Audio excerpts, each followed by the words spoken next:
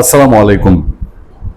পশ্চিমবঙ্গের নতুন মুখ্যমন্ত্রী শুভেন্দু অধিকারী তার এই বক্তব্যটি যে শুনেছেন যে আমি মুখ্যমন্ত্রী হওয়ার পর বাংলাদেশের জামাতিদের চিরবিরানি বেড়ে গেছে, এই ভিডিও বক্তব্যটা যারা শুনেছেন তারা নিশ্চয়ই অনুমান করতে পারবেন যে কোনো কারণ ছাড়াই তিনি হঠাৎ করেই মানে তার দেশের বিষয় নিয়ে তিনি বক্তব্য দিচ্ছেন, কিন্তু চট করে ওটার মধ্যে তিনি জামাতকে ঢুকিয়েছেন।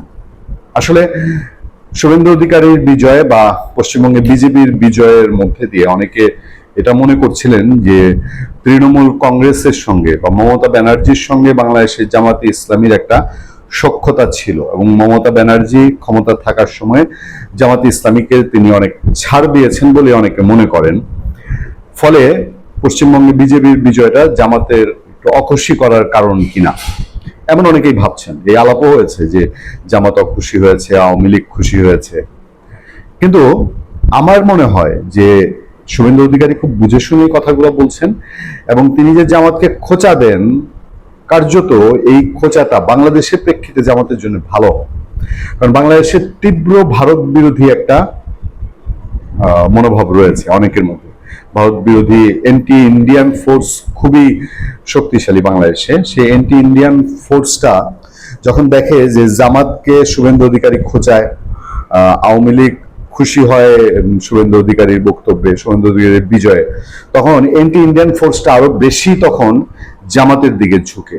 শুভেন্দু অধিকারীও এটা বোঝেন না তা কিন্তু না, তারা বুঝে শুনেই, যেহেতু পশ্চিমবঙ্গে তাদের ধর্মভিত্তিক রাজনীতি এস্টাবলিশড হয়েছে, ধর্মভিত্তিক বা উগ্র ধর্মভিত্তিক দল ক্ষমতায় গেছে, তারা চান যে কার্যত বাংলাদেশেও একটা ধর্মভিত্তিক রাজনীতির বিকাশ ঘটুক।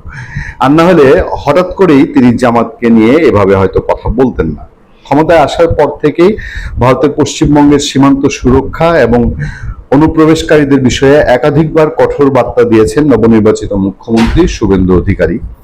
সোমবার সন্ধ্যায় কলকাতার ভবানীপুর ও ক্যামেক স্ট্রিটে আয়োজিত ধন্যবাদ জ্ঞাপন অনুষ্ঠানে তিনি অনুপ্রবেশকারীদের ফেরত পাঠানো এবং রাজ্যের আইন শৃঙ্খলা নিয়ে তীব্র হুঁশিয়ারি উচ্চারণ করেছেন।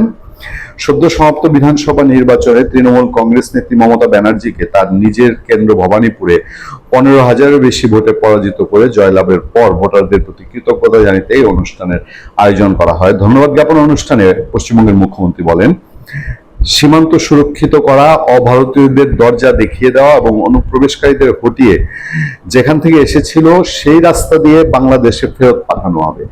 তিনি মন্তব্য করেন, তার মুখ্যমন্ত্রী হওয়ার পর পশ্চিমবঙ্গের তৃণমূল সিপিএম বা কংগ্রেসের চেয়ে বাংলাদেশের জামাতিদের চিরবিরানি বা অস্বস্তি অনেক বেশি বেড়ে গেছে।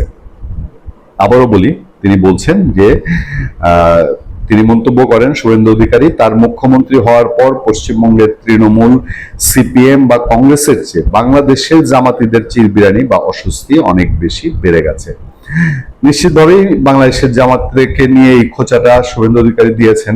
জামাতও নিশ্চয়ই একটা প্রতিক্রিয়া জানাবে। এতদিন জামাত কিছু বলে নাই শুভেন্দু অধিকারীর বিষয়ে, কিন্তু শুভেন্দু অধিকারী যখন জামাতের নাম ধাম নিয়ে কথা বলছেন তখন নিশ্চয়ই জামাত তার চুপ করে থাকবে না। এবং শুভেন্দু অধিকারী তো শেখ হাসিনার একনিষ্ঠ ভক্ত, তিনি বাংলাদেশের শেখ হাসিনাকে ফেরত পাঠাতে চান বলে অনেকে মনে করেন এবং তিনি এও বলেছেন যে শেখ হাসিনা তার পূর্ণ মর্যাদা নিয়ে প্রধানমন্ত্রী হিসেবে তিনি বাংলাদেশে ফিরবেন। দেখা যাক শুভেন্দু অধিকারীর এই বক্তব্যে আমরা জামাতের কি প্রতিক্রিয়া পাই।